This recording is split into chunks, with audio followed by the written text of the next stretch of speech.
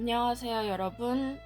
제가 오늘은 브런치 작가로서 브런치에 제가 올린 글을 바로 여기서 직역을 해서 영어로 들려드리려고 해요. 번역기를 하나도 안 썼고 지금 여기 한국어로 쭉 적어놨거든요. 저에 대한 이야기인데 오늘 썼고 되게 전달해 드리고 싶어서 이것도 한국어로 적혀져 있는 거를 바로 영어로 직역해서 제가 잘 할 수 있는지도 보고 싶어서 소소한 이런 컨텐츠를 준비해 봤는데 그럼 바로 시작해 보도록 하겠습니다. Referring that my protective coloration is gone. Subtitle: Extended Resilience. After I went to the emergency room and came back home, I wanted to have an emotional recovery.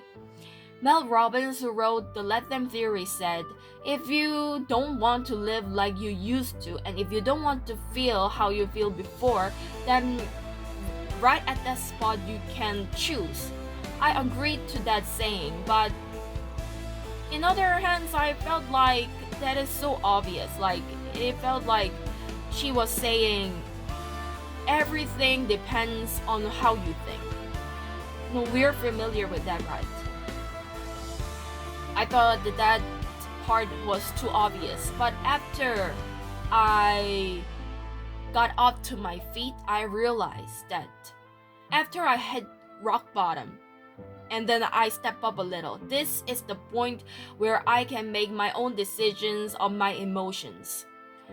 For a while, I had to prepare for my midterm exam and also the kids' midterm exam in the academy. I worked as an academy teacher at night, and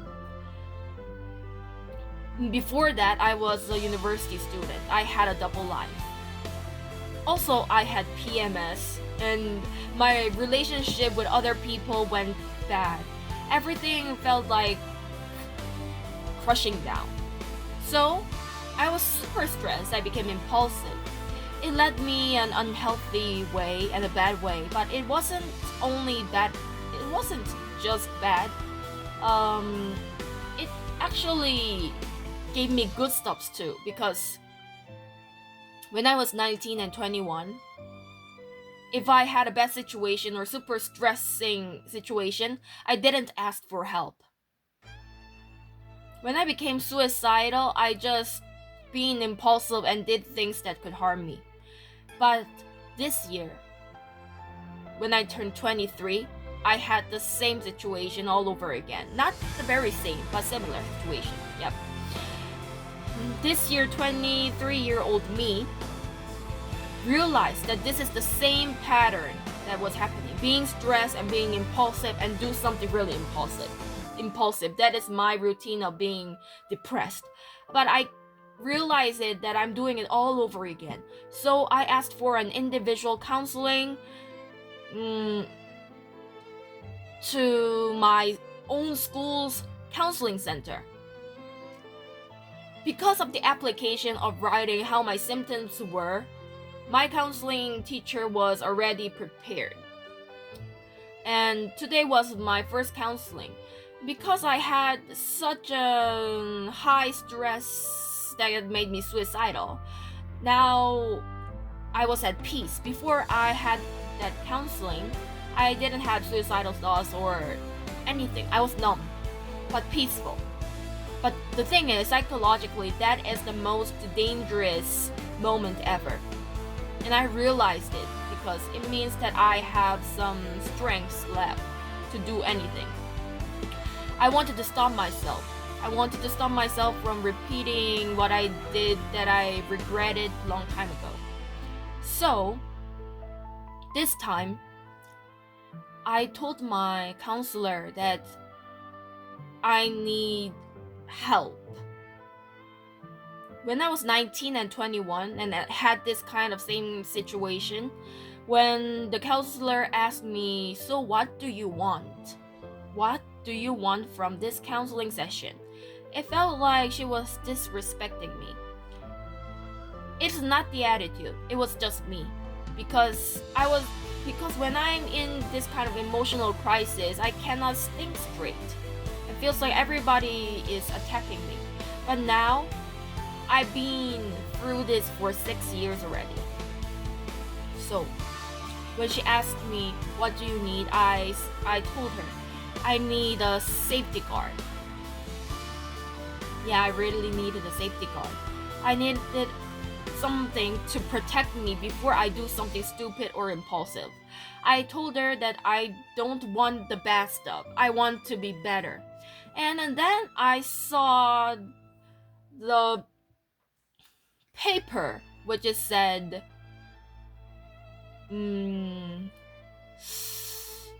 respect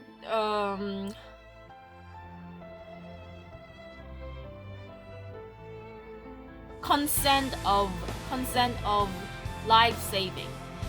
It's like an application that you have to sign and promise that you'll never do something harmful again. And I saw that paper. Everything I wanted to avoid was in there. It was like, don't do this and don't do that. And I felt like, this counseling is just for me. I actually filled out that application a lot, frequently. I can remember. So I told my counselor that what I want from the session is not being impulsive when I'm at my highest stress level. Yep. This is the change.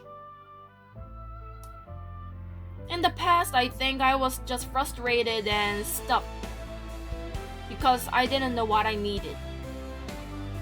But now, I really know myself well. So I was able to tell them what I need. What I need was a barrier to stop me. It was the first time that I didn't tell my parents about this. I was in the ambulance and I told them that I don't want my parents to know because I'm an adult. I could decide that part. So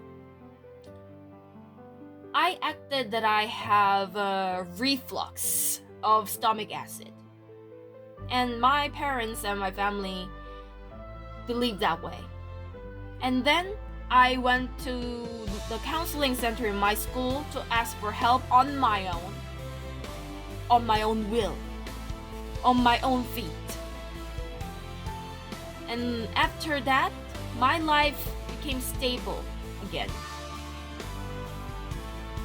I had an adjustment of working time at the academy, and I'm saving more, and I will wake up at the same time and go to bed at the same time. I'm keeping it, and I don't avoid reservations or promises.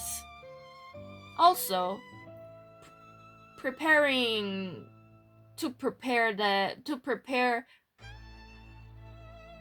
the sabotage during the exam period. I am studying in advance little by little.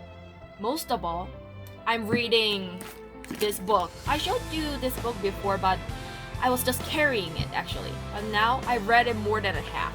This is a big difference. Like, sometimes these kind of books helps you a lot when you're in crisis. And it matters more at this kind of time. When I was having depression, all the words felt like nagging. But after I became calm and I was ready to accept what it was written down, it became a motivation. So, this led them theory. I'm using it in my daily life now, at the academy and at school. So ultimately, I don't care about what others talk about me, and I don't actually have much conscience of others.